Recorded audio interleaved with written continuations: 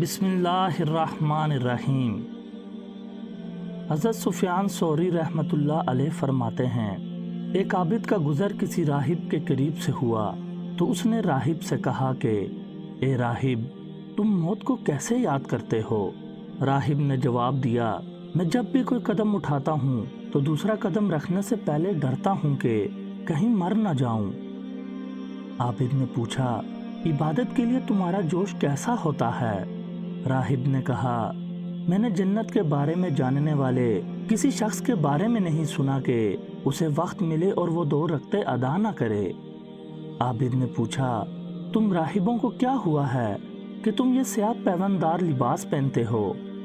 راہب نے کہا، مصیبت زدہ لوگوں کا لباس ایسا ہی ہوتا ہے۔ عابد نے پوچھا، اے راہب، کیا ہر راہب مصیبت میں ہے؟ راہب نے کہا کہ اے میرے بھائی، گناہگاروں کے لیے گناہوں سے بڑی مصیبت کون سی ہے؟ اس عابد کا کہنا ہے کہ مجھے جب بھی یہ گفتگو یاد آتی ہے تو میں رو پڑتا ہوں۔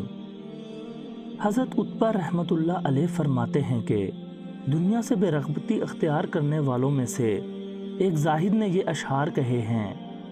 ترجمہ، اس دن تو دیکھے گا کہ سورج ماند پڑ جائے گا، آسمان اور زمین زلزلوں میں ہوگی۔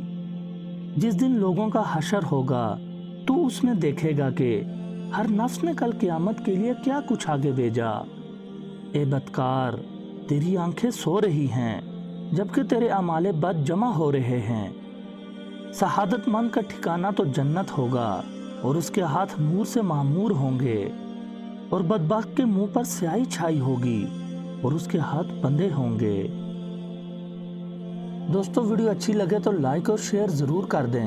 مزید اچھی ویڈیوز دیکھنے کے لیے ہمارے چینل کو سبسکرائب کریں اور گھنٹی کا بٹن لازمی دبائیں۔